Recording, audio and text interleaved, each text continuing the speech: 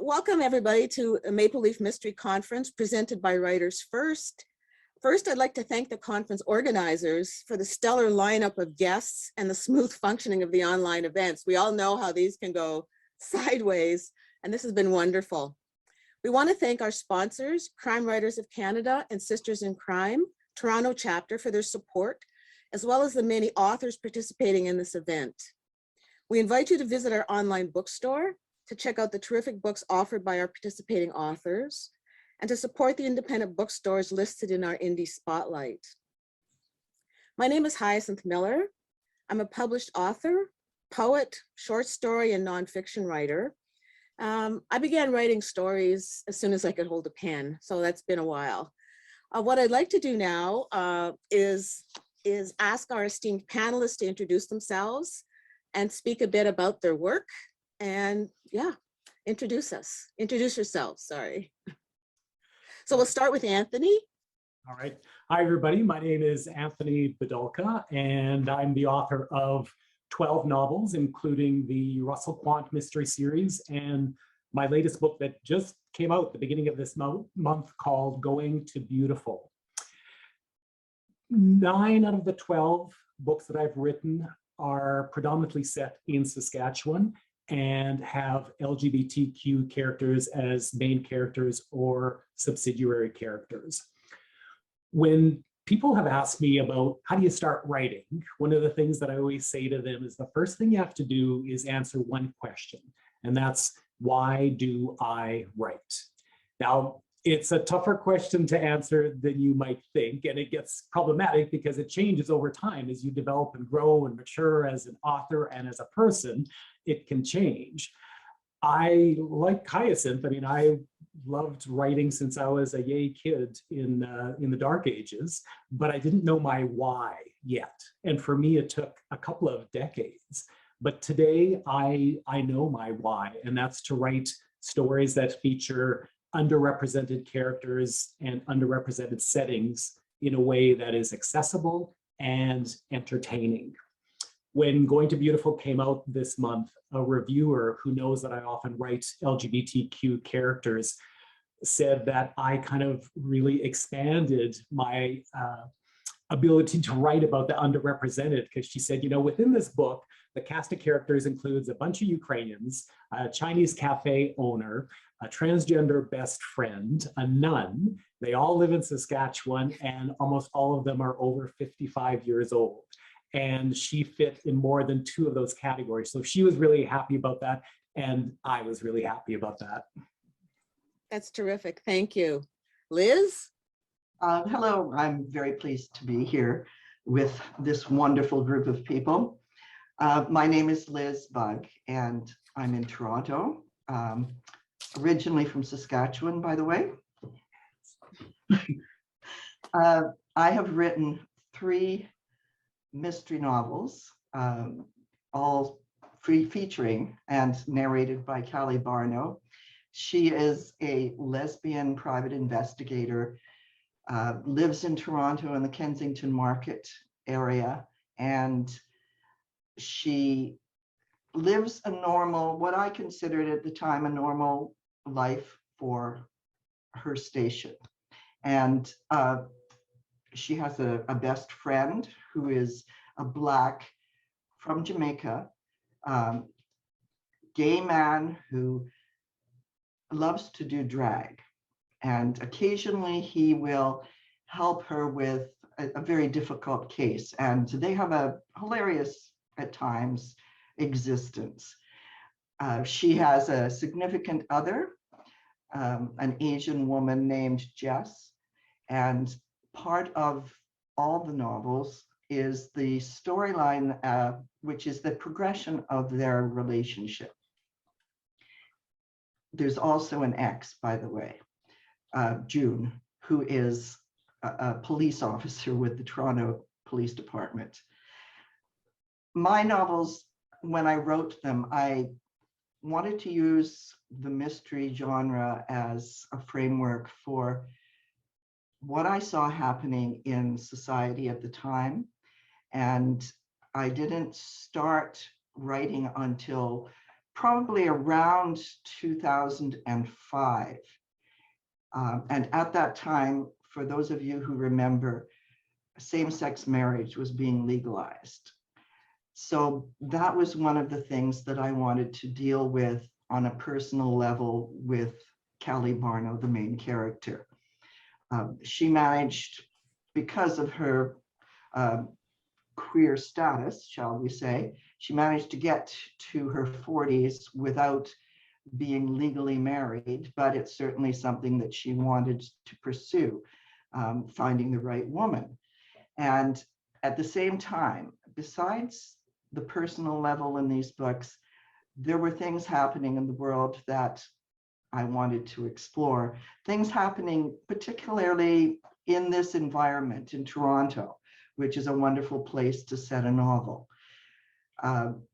Homophobia was still on the horizon. Internet gambling was just being talked about, being legalized in Ontario. And something that I explored in the third novel was international adoption, because gay couples were being allowed to explore that avenue of fulfillment. So it's a mixed bag in these novels, but there are underlying things that tie them all together, and it's a progression of what was happening within society at the time. So I'm going to leave it there. I'll let you know more later. Thank you very much. Thank you, Liz. Madonna? Hi, I'm Madonna Scaff-Corin, and I live in Ottawa. I've always lived here, although I visited Saskatchewan. Anyways, I'm the author of the Naya Investigate series. It's about a young woman who was recently disabled by multiple sclerosis. Journey of 1,000 Steps is the first book published in 2015, which introduces her as she just suffers a serious MS attack during a marathon. And while she's still relearning to walk, she turns sleuth to find her missing friend. And then the sequel, which came out in the fall of 2020, which was a great time to launch a book, it's called Death by Association. And this time she gets caught up in hunting for a serial killer who is stalking her. And both books are from Renaissance Press. And then last year, in the fall of 2021, have a standalone book. It's a near future SF book called a thriller, called Shifting Trust, which is also from Renaissance Press. And it's about Tyler Demir, who left the RCMP after an undercover operation resulted in many deaths on both sides. So now he's happy being second in command of security for a military-funded nanotech company, because his decisions don't involve life and death situations anymore. And he's more or less got his PTSD under control until one of their scientists is kidnapped in England. And so he ignores military orders and whatever their plan was and sets out on his own to rescue him. So those are my 3 novels. I'm working on the third one of the Naya Investigate series, because people, when they see me, keep harassing me about it, so don't worry. This time she's working on a cold case. So I've also published several short stories, both mystery and SF. And you know, when I was young, and all the stories I found, which I'm kind of dating myself, but you know, most of the stories I found were of white male protagonists. And so naturally, when I first started writing, those were the kind of characters that I was writing. And then over the years, I started incorporating more of an ethnic variety and gay and basically a wide spectrum of the type of people that I encounter in the world I move around in. And strangely enough, about that time is when I started publishing all my short stories. And actually this fall, I have a story called Moving On. It'll be in the anthology In the Key of 13 from the Mesdames of Mayhem. And it's the continuing adventures of con artist, the great Leonard, who's gone back to being just just plain old Lenny. And he discovers that he really does have psychic powers. And now his new job seems to be helping ghosts find their murderers. And it's a sequel, in fact, to Soul Behind the Face, which appeared in the previous anthology In the Key of 13, which was mysteries inspired by music. And so I can tell you more about me and my writing later. So, Thank you very much. Melissa? thank you. Hi, everybody. my name is Melissa Yee. If I look weird, it's because I'm in the closet at New York City, which I will explain. Hi, Grace. Yes, Grace knows why I'm here. I will leave that till the end, though. So the reason why I write diverse protagonists, and I enjoy writing a variety of things, so novels, short stories, poems, plays. There was a survey in 2007, I think it was. It was the same year that Avatar came out. And they talked about the different races that were portrayed on screen in Hollywood movies. And of course, the majority was white. And then there was maybe 30% Black. And then, you know, getting to 10 or something, Latinx. And for Asian, it was 7%. So because it was the same year as Avatar, it was the same level as seeing a blue-skinned alien. So Asians were on par with aliens that year. And I was like, before that, I had kind of resisted always writing about Asian people, because as if some of you are writers, you may know, like other people always telling you what to do, and they always want to box you in. And I wanted to write a variety of things. But after that came out, I was like, hell no. If people aren't going to represent Asians, then I have to do that. And in fact, my best known series is, let's see if I can get it going. Probably not.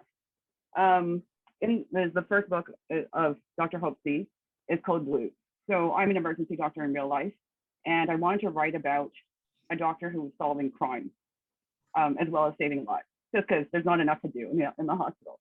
And it's just a lot of fun. You know, she is basically me as a resident doctor, except for she has 2 boyfriends, and she gets to solve these crimes as well as make cool medical diagnoses. So I really enjoy her, and the latest book in that is White Lightning.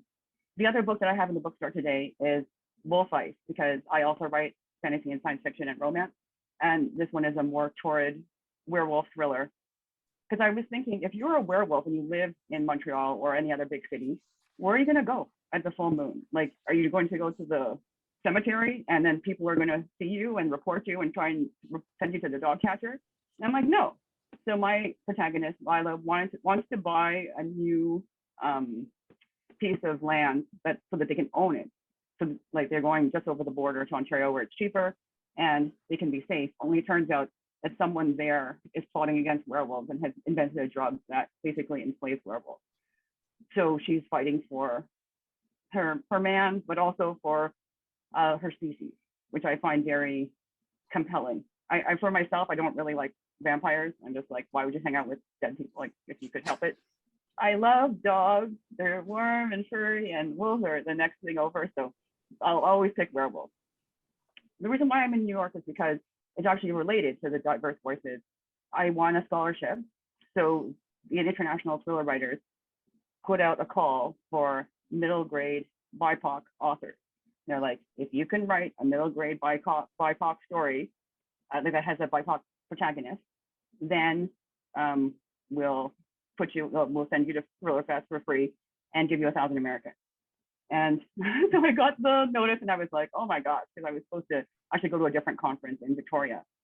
And I was gonna leave back and forth, but in the end I was just like, oh my God, like New York, they don't care if you won last year. So if I went in 2023 and I was like, I'm last year's winner, they just would not give a damn. So I'm like, I just have to go now. My other friends were very understanding about canceling the speakeasy because White Lightning has prohibition themes in it. And just by the way, my friend Natalie Gamache had made a custom gin named White Lightning that we were debuting at that conference. So I'm really sorry to miss that. I wanted to clone myself, just could not do. But I'm happy to be here with you guys, at least live from New York City. Thank you very much. But it's not Saturday Night Live. Later. It's wonderful to be here. I'll just be very brief about mine.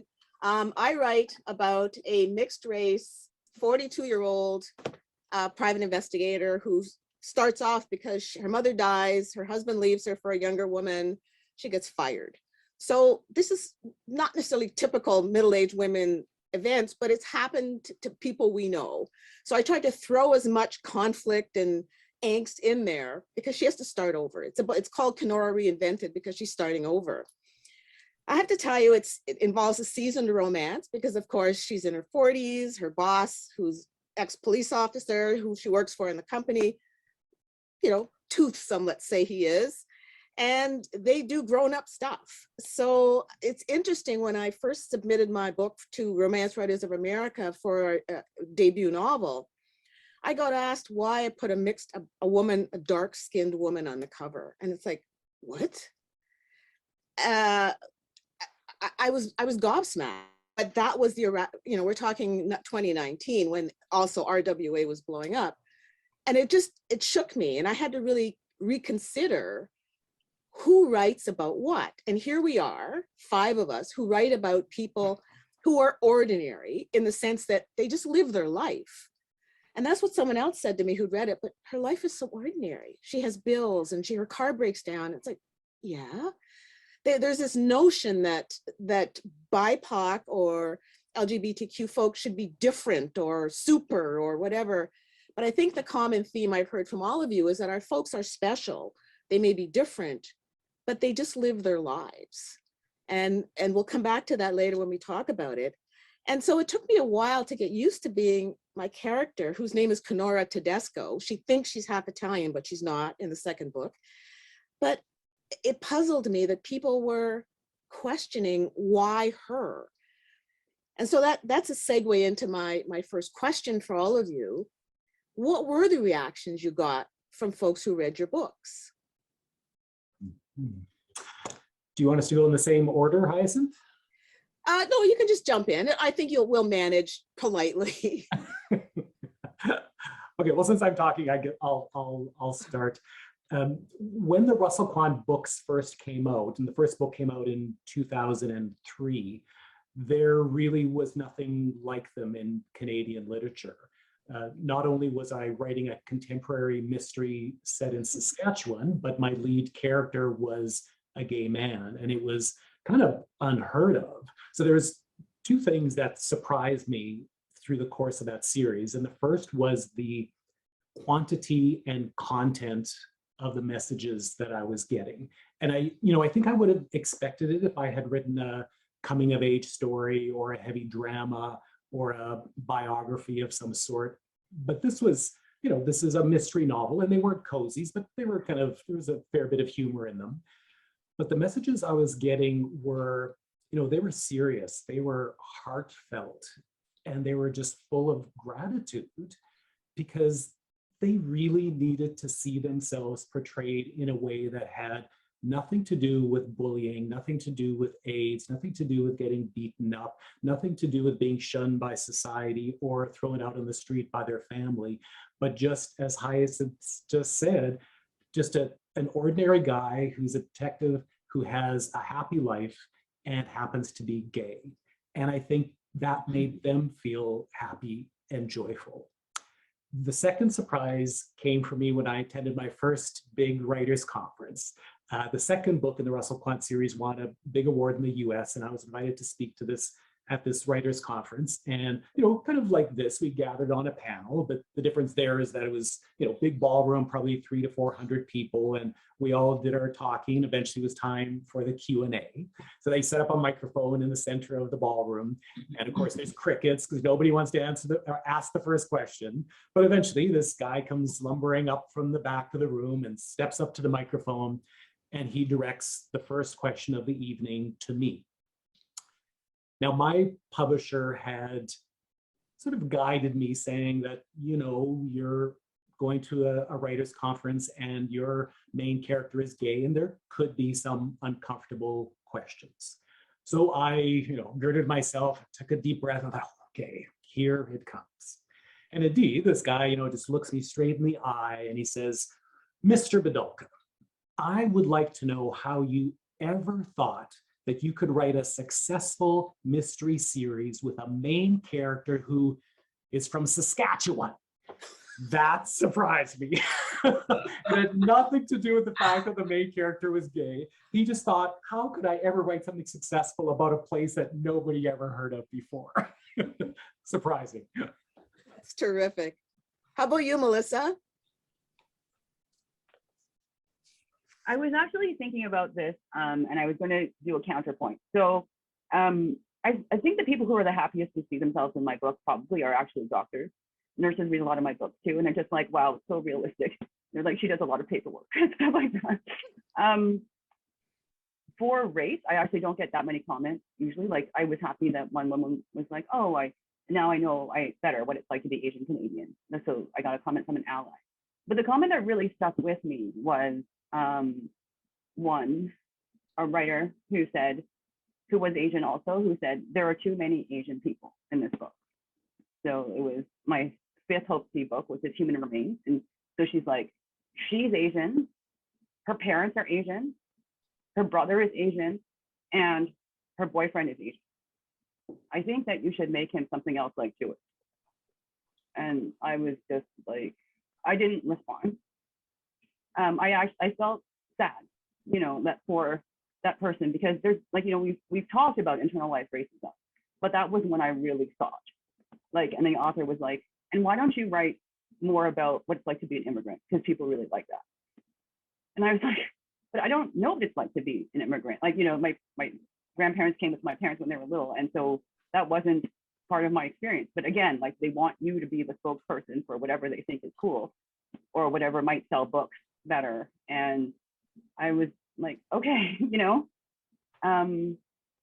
so I just have to say that when you write anything, I'm sure, but when you write diverse protagonists, you are opening yourself up to criticism as well as the praise. If I could just jump in, I was working with an agent initially, and my character, as I said, is 42. He wanted me to make her 25. Well, I don't know about you, but I don't remember being 25, okay? And he wanted, it to be more gritty. This is a woman who likes good food, clean sheets, and nice wine. He wanted it to be more urban, which is code for blacker, right? But I'm sorry, she lives in the burbs. She was a soccer mom, right? Yes, she becomes a private investigator, but as you said, Melissa, I'm a third generation Canadian. I can't talk about even being Black. To me is somewhat a little bit of a push because we've always sort of passed, right? So that's another issue that comes up she has to deal with because people are treating her as if she's the enemy. They call her name. She does get the epithets and whatever, but that's normal. But people are going, oh, right? As you said, Melissa, they wanted her to be something else. Well, that wouldn't be true to me as a writer. And again, in the context of this question, Liz, what do you think about that? I hear what you're saying, Hyacinth, and I can relate on a different level, but somewhere along the same lines. I did a book club appearance with one of my books, and I can't even remember which book it was now. And the comment that surprised me at the time was, and bear with me because this is going to sound totally irrelevant, but the comment was, Callie Barno, who is the main character of this novel, strikes me as being not very intelligent. And I was shocked, personally, a little bit hurt, I have to admit, because I related to Callie fairly strongly at the time. But what I realized was that this woman was expecting something totally different from a private investigator. She wasn't expecting somebody who had issues of her own. She wasn't expecting somebody who was maybe a little bit disorganized and had not managed to actually order any evidence bags. Somebody who, had a life, basically. And that's the way it is, it's if somebody's expecting something that you don't deliver, there's always, I think, going to be a little bit of pushback from some people. But we have to be true to what we're trying to say in the end. And whether it's a racial issue, whether it's a disability issue, whatever it is, I think as writers, we have to have the courage to step forward and say what we want to say about whatever it is we're talking about. And that sounds very broad and wishy-washy, but I think you understand what I'm saying here. No, that's true. Madonna? Yeah, I guess one thing I forgot to mention when I was introducing myself was just sort of concentrating on the books because it was just so wonderful to have them actually published. Because I'd been writing for quite a long time, writing books. I mean, I'd started doing a few short stories, but I couldn't seem to find anything that, I mean, I wrote a lot, but nobody wanted them. And then several years ago, actually, I had an MS attack, and that was, that was very shocking. I was just, I mean, I was very active. I would, ride my bike to work, go everywhere and like walk everywhere, taking the bus. I would never transfer because, oh my God, I can't stand for 5 minutes. And then being hit with MS, and I wasn't as disabled, for anybody who's read it, I wasn't as disabled as Naya is in the beginning. But basically, I went from being an active person to somebody who had to, if I was going to go downstairs, I made sure I got everything collected, put it in my backpack, and went down, because there was no way I'm just going to do those stairs again until I got, ready to go to bed, because fatigue is one of the big factors. So I started thinking about this, and I mean, I got kind of depressed a bit, and I had a physiotherapist who not quite hit me, but he basically said, like, you're still the same, but now you just do things differently. And that's kind of was not really an awakening moment, but then I started thinking, because I always wanted to write and I was so depressed, I actually wasn't writing. And then I started thinking, well, what if you take somebody who's really active, in Naya's case, she was a marathon runner, and just kind of stop them in their tracks? How would they cope with things? And then I thought, well, of course, because I'm writing a mystery here, so I gave her something to fight with. So she didn't want to get out on outside, let people see what this great athlete's become. So she's hiding away till her friend is, goes missing. Turns out she was kidnapped. And so she forces herself to go out, and she's experiencing things, being, sort of disabled, if you want to call it. And mostly she's discovering that, the reason I couldn't do that is because I never tried to do it. And so I figured, okay, this way I've got to try and write something to show that the disability is just part of her background. And, it's nothing, I didn't want it to be the main part of the book, but of course, in the first book, she's dealing with a lot more issues. So I wanted to add a bit more. But I was always worried that people are going to start complaining that, she's just lecturing us on how to talk to disabled people and whatever. And so I had been to a few conventions, but I was at one where it was actually West Coast Crime, I think. And people were stopping me in the hall and they said, oh, I just loved your book. This was after the second one came out. And he says, what we really like, though, is that you're not up there preaching to people and, on a soapbox saying, oh, this is the way it should be. And the disability was just in the background. So, I mean, I was happy that I got those comments, those positive comments. And as far as anything else, like, I changed her, not a change, but like her ethnicity, and because I'm Lebanese, so I made her Lebanese as well.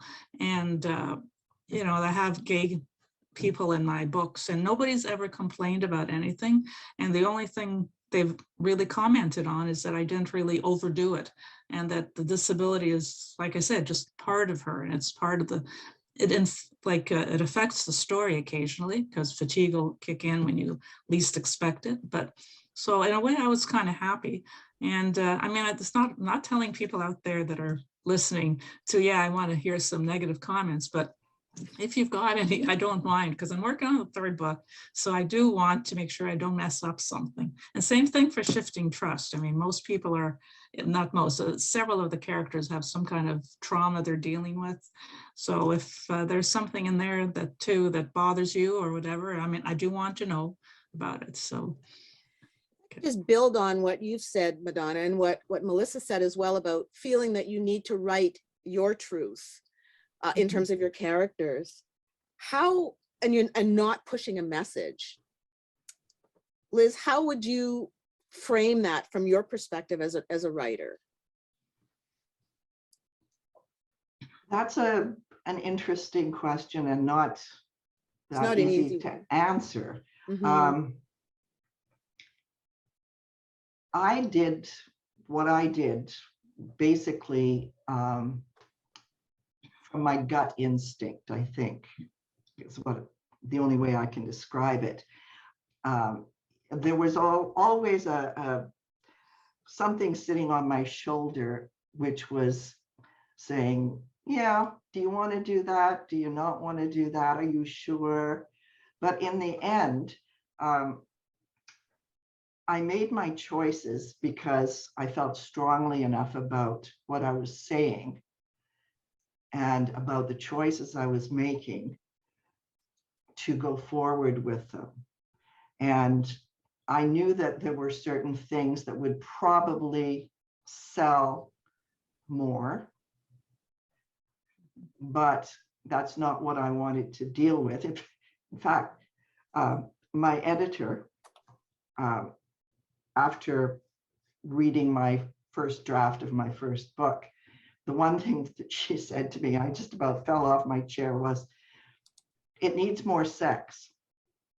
And I thought, really? That's not what I'm writing about. You know, one of the positive reviews that I had was that it was refreshing to see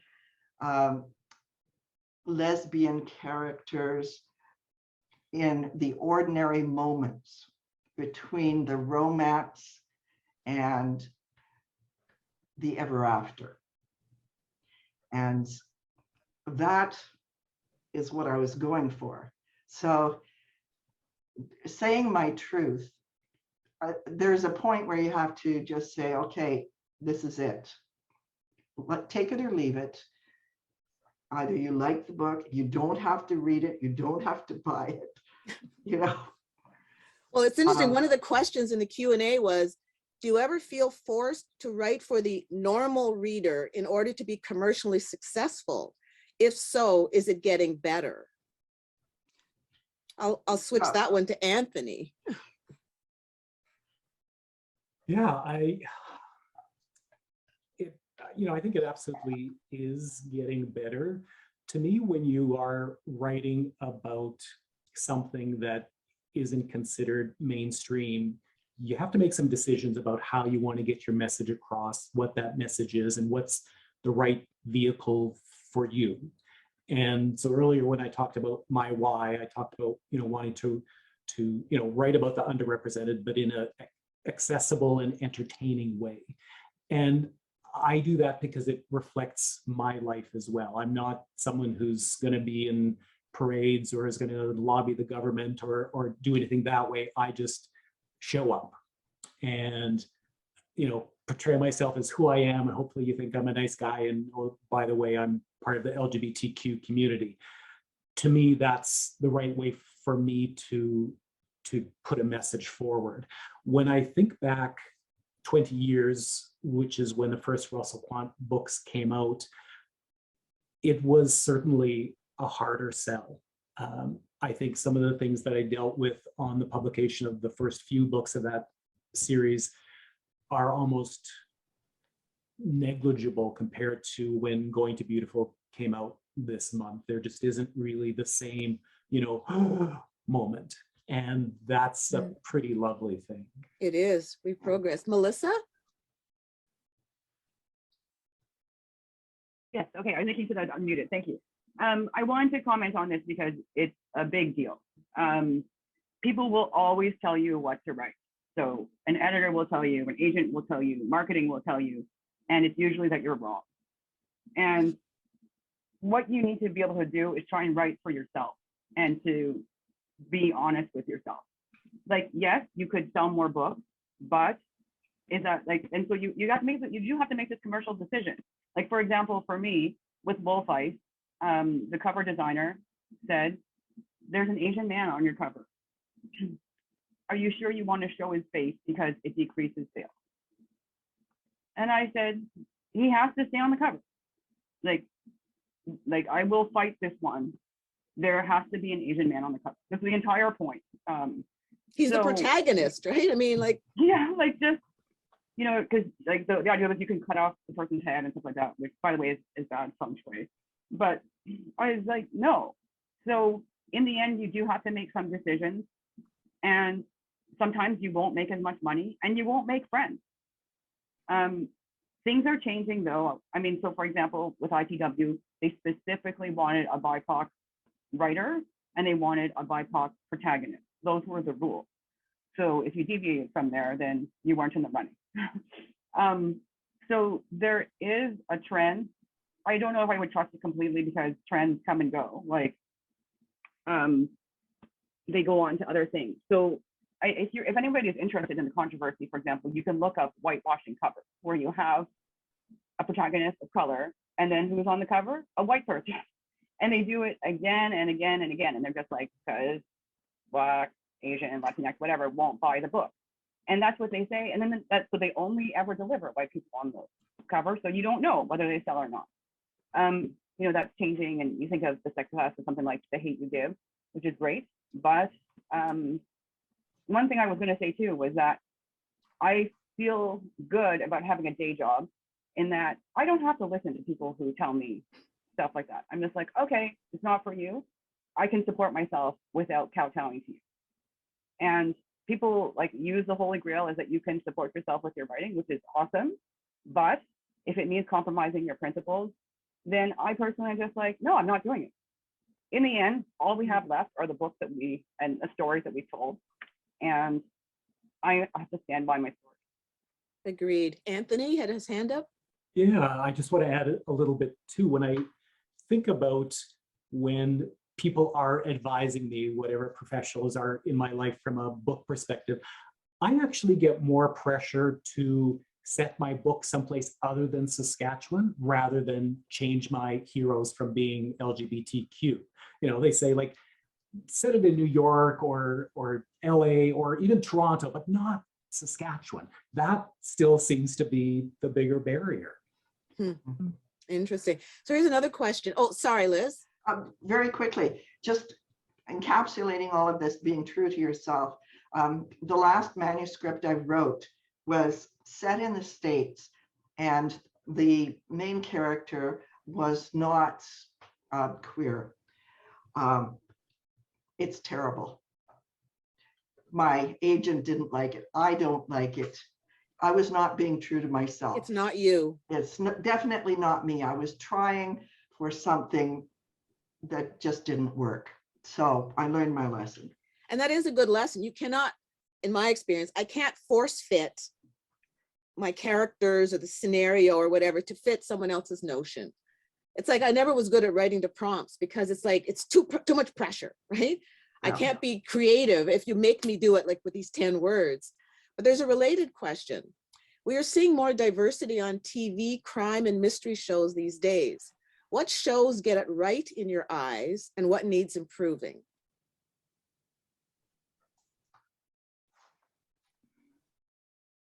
I don't watch crime and mystery. I watch things like Bridgerton. I watch everything. So I'll start off. I'm a child of the 50s. I love TV, okay? So no apologies. I am heartened to see that more diversity is happening. Occasionally, and perhaps this is part of the growing pains and absolutely necessary, I don't know, we'll see.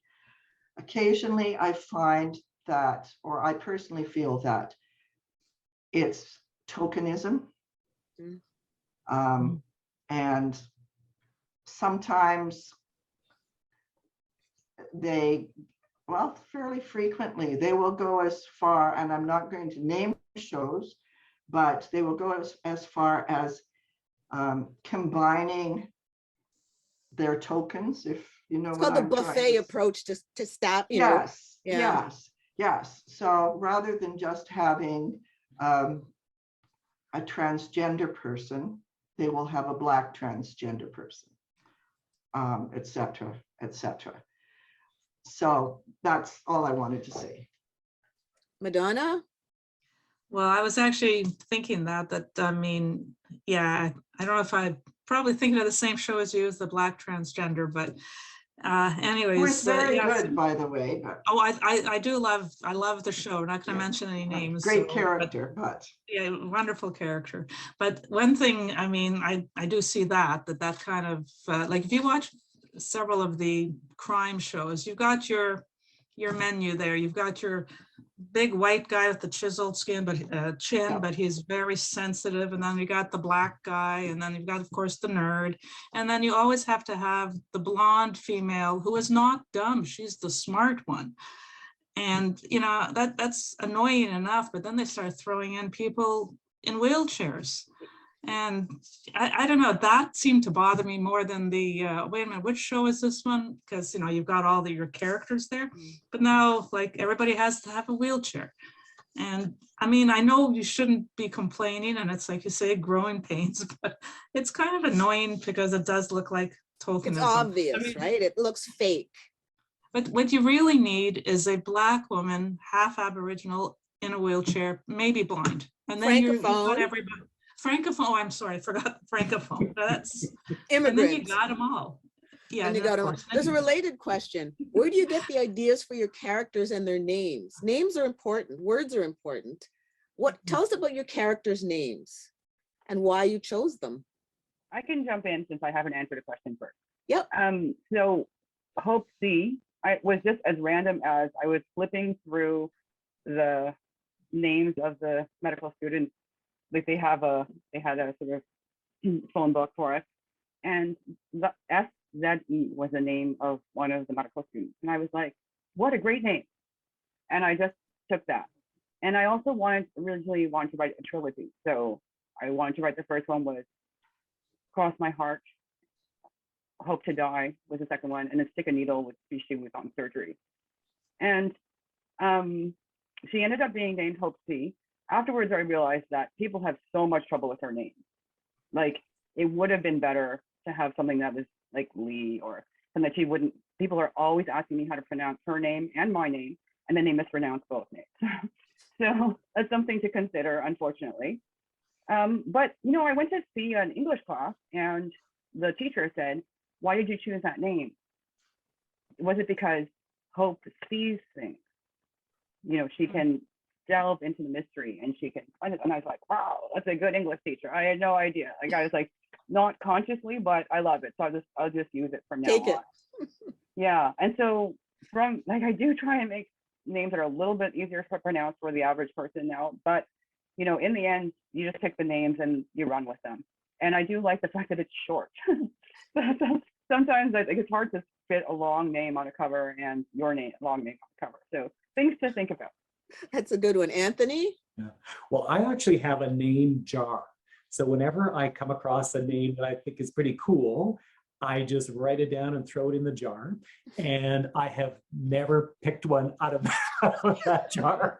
So I've got this big jar full of names that I never use, because I think I also sort of tend towards the names that I think are strong but quick and easy. So, you know, my main character, you know, Russell Quant, Adam Saint, Jake Hardy, easy names to remember. But there, you know, there really is something about names where I remember in the Quant series that there are these two female characters who worked in Russell's office, and they weren't crazy names. Like, one was Sharon and one was Beth, and it bothered me and bothered me and bothered me. And then one day I just switched the names, and peace descended upon the earth. It just fit, and I don't know why. Liz? One thing that I always try to do is not have two characters with very similar sounding names. And the other thing that I try not to do is have a character whose name ends in an S because of the apostrophe situation. Because I do things orally in my head, actually, a lot. And it makes it more difficult for me. So those are my two definite rules. And other than that, it's basic instinct, I guess. If I'm writing something that's a period piece, which I have done, I will research what are popular names at that time. And they're even socioeconomic or racial. There are a lot of things to take into consideration when you're trying to name people. But in the end, you have to be happy with them, just like everything else. Madonna? Yeah, for my main characters, like for Naya, her last name is Assad, and Naya, like I thought it, because there's a brand of water, called Naya. Ah, yeah. But and actually I was looking it up because I thought it was an Arabic word. I know I'm bad. So it turns out, no, it's not. But it actually, I think it's a musical instrument. And then her last name Assad is Arabic, and it's kind of, I think it means lion. So I thought, all right, that's sort of a nice name for her, and it sounded nice. And then the other characters, basically some of them for various reasons, like her friend is called Travis. I do like that name. And but then I gave him the same last name as a minor character, and I realized they'd never been in the same scene. And I realized, oh no, like I've got to have my little grid better, because that's the one thing, is I always want to make sure I don't have characters all starting with the same letter, and making sure that the words, the names are different, they sound different. And one thing, I'll just give you a little secret for the first book, and also for Shifting Trust. Some of the names I got was for anybody who lives in Ottawa, feel free to drive around, it's street names, because there's a Cahill near us, and then it turns out down near the off of Sussex, there's a McKay and a Taylor right close beside each other. And so that's one way. But if also, the other thing is, in the Cold Case novel I'm working on, I had to research, as you say, period names, what's popular in those days. And also, if you're trying to go for ethnic names, I don't want to go for the usual, like Melissa was saying, I don't want to name everybody Chinese Lee, for the last name. So I kind of do it that way. And also it has to sound right for the character. So Melissa? Thank you. Yeah, I was gonna just say, for the TV shows and stuff, I honestly can't think of very diverse TV shows for mysteries. When I thought about it, the only thing I could think of was Elementary, that Lucy Liu played Watson. But aside from that, it's very, very white to me. Like all the British ones, super white. And for me, that's not, I know on the historicals and stuff too, not an attraction. I'm not into them, although I did watch some of Sherlock. So the other thing I wanted to add for diversity was socioeconomic diversity, which I think we just very briefly touched on. And my hope is a student. She's really in debt, as many medical students have, like $250,000 to even $500,000 in debt. So if you think doctors make money, they're starting off their careers in their 30s or even 40 at minus $500,000 sometimes. So it's super tough. And and she's always worried about money. And that's part of the problem, is that she doesn't have a cell phone at the beginning of the first book, because she's like, oh, I didn't want to have to carry it. I'll just get a new one and whatever, because she doesn't have one. And one of my friends said, she felt like a student. And I think it is refreshing for people to see themselves and realize, not everybody is rich, not everybody is middle class. It's one of the things that you have to kind of go through. It's interesting to me to think about different kinds of diversity and how we can show them more. For me, I love names. I collect names from newspapers. As you say, I have a jar. I use Scrivener, and they have a name generator, and some of them are really wild. But the issue was, in the first draft, I had too many people. It was basically a city. And cutting my people is not just killing your darlings, it's cutting out. I love the names, Fibber Kobolev, right? And it's like, what can I have him do? But he was irrelevant to the story. So I think, just as a hint, you write big and then edit small. You can throw in all the characters who are fun to write, because that's also a diversion. When you write these interesting characters with these cutesy names, it takes time, and it's diverting you though from working on your real work. So yeah, one of my characters is named Bosco Poon. He's Kenora's mentor. Her name is Kenora because that's where she was born. So I try to throw in things that will lead to the next book, or give people something to laugh about or think about, right? Because Bosco is not a funny character. He's very serious, hard ass, ex-cop, whatever, but he's her mentor. He is a gentleman. But I try to shake it up. I try to break perceptions, just as my character is breaking a perception. I try to do the same with their names. And we got a couple of other questions. How do you handle bigoted language, which occurs in real life? Do you include these in your books? Do you tone words down? I can jump in. I have her called names. She's called the N-word. She's called, because I work in the policing sector.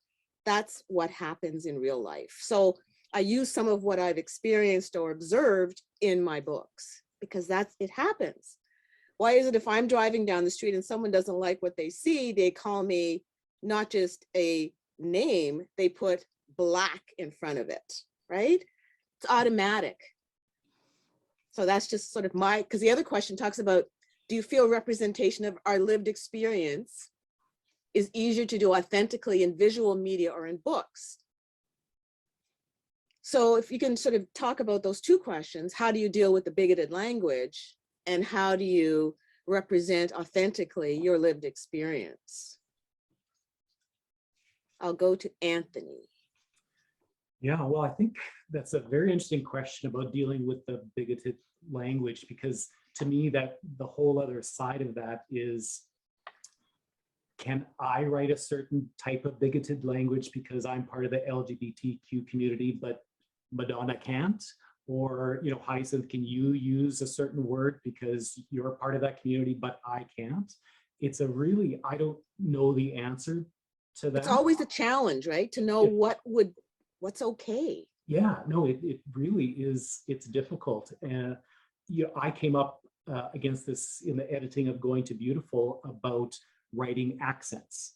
And, you know, so I'm Ukrainian and a lot of my characters are Ukrainian. And my book that I wrote 20 years ago had a strong Ukrainian character. And I know those people. I know, you know, the flow of their language. I know what accents they use when English is a second language. And I use that in my dialogue. 20 years later, you know, the editor of Going to Beautiful really called me on that.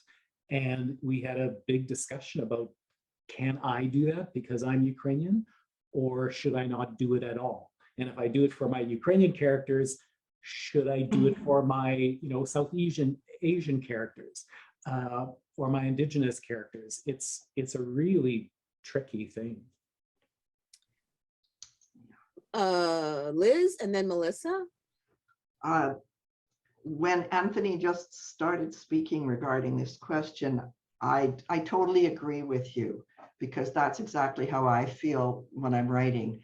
If I'm writing about a character with whom I have a lot in common, with whom I can identify, I have no qualms about using language or slurs or whatever towards that type of character, because I am part of that.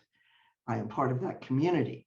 However, I would definitely hesitate in my choice of language if it were directed toward somebody else, an ethnic group or a religious group or something like that. So it's a very important question, and I'm not sure that there is a universal answer to it. I can only speak from how I feel when I'm writing. I don't, challenge. Yeah, I don't want to write something that would really harm somebody, obviously. It's a very good point. Melissa? Okay, so the question is a good one, and it made me think of Tammy Hogue, who people apparently criticized her for the way that the police officers were speaking in her book. And she said, I use the vernacular. So that's the same as what I do for mine. And an emergency room, I think, is much like a police office in that people are angry, people are yelling, and people are like, the stuff is flying out. Obviously depends on your audience. Like if you're writing a cozy, you wouldn't write that. And it is a good point not to turn into hate speech, which you would run the risk of doing if you're doing it for a different group. So those are good questions. I'm pretty raw with what I say. For the, that's a choice. If I was writing more cozy stuff, I wouldn't put that in. And which is great, because then you've already kind of unleashed those demons in one series, and then you can play a different role for another one. For the visual versus written media, no, I think written is easier because TV and film is still run by the same old guard, and it's very expensive to get any project off the ground. I'm working in theater now, and I'm working very hard, and they're supposedly prioritizing BIPOC, deaf, Indigenous, etc. But it's hard, man. It's hard to get any money at all. So books are cheap. You can write, with a pencil and paper if you want. So there is some controversy. For example, a lot of Black people were being described by like coffee and chocolate and like a lot of We're not food. exactly, like a lot of food oriented things. So you do have to be careful how you do it, but in general, I think it's much easier to write more diverse things for written media. Madonna, and we have 4 minutes. Oh, well, if there's another question you want to go to, because I basically agree with what everybody said, and I don't. There is one big question. If you have a message to communicate, do you agree with Anthony that you must have an interesting, appealing, and entertaining story to reach a wider audience beyond those who are like you or who already agree with you? That's I think, well, I'll go first on that one. Okay. I guess the message is just because you're disabled, there's nothing wrong with you mentally. And I think the best way to do it is to portray that, or to show that issue that that they're not different, they just move differently, and do it in such a way that everybody will want to read that book, so that it's not like you're preachy. And I think that's the only way to do it, is to really encapsulate it or hide it, like, in sheep's clothing. And if you start looking through the wool, you're going to find your little wolf, and they'll bite you in the nose, and then you'll accept everything I've been telling you. So that's. Liz? I agree. Being preachy is not going to work for anyone at any time. Yeah. That's all I have to say. Anthony? I think there's room for every different way of getting a message across, because we're all different, and we all receive information differently. We all react differently. So someone who may read one of my books and at the end of it go like, oh, well, that was actually about a bunch of gay people and I enjoyed it. That's kind of cool. To other people, that it may be meaningless, and they maybe need something that's more, hammer on the head type of thing. I think there's room for every type other than hate speech. True. Melissa?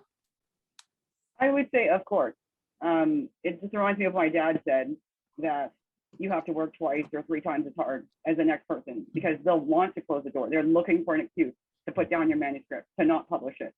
It looks like doors are opening now, but it's still pretty superficial and only open to a few. So yes, by all means, you got to write the best story you can and appeal to the vast majority of people, because they will slam that door in your face. So be as entertaining and cool and intelligent, et cetera, as possible. And authentic.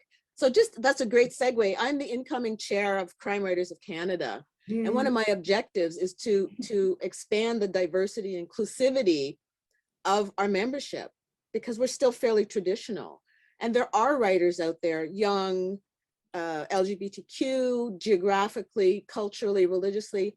I want to open our doors. I want to reach out to them. So that's why I'm saying this now when I've got an audience, as well as you folks. To me, this has been such a thrill to be here amongst all of you, because we're not breaking new ground, as it were, but it's a different, authentic type of writing. I think Anthony and Liz and Madonna, and you've all said it, Melissa, that we're writing about people who have lives. They have debt, they have sorrow, they have joy, but they do things. They're doers, they're solvers of problems, private investigators, doctors, whatever. They're doing something. So, and that's our lives, right? When you think about it, that's a reflection of who we are as well as writers. And someone wrote, it takes wonderful discussion. Thank you for the panelists. This has been interesting. And they said something about it takes great courage it takes bravery to put yourself out there and risk the pushback. I applaud writers who do. But again, I would say when I started writing my novel, I didn't think about pushback. I wrote the person who was speaking to me. And I think we can all agree that that's why we write. The person comes out from somewhere and we have to tell their story. And it's up to us to be authentic and interesting and whatever, but our folks are a bit different.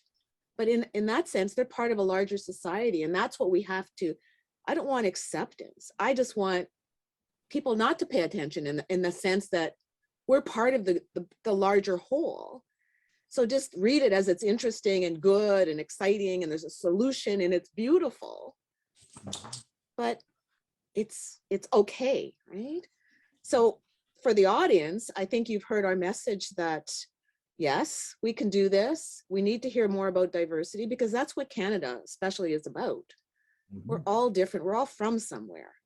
Yep. And I think it's very powerful. So thank you very much, panelists. This has been amazing.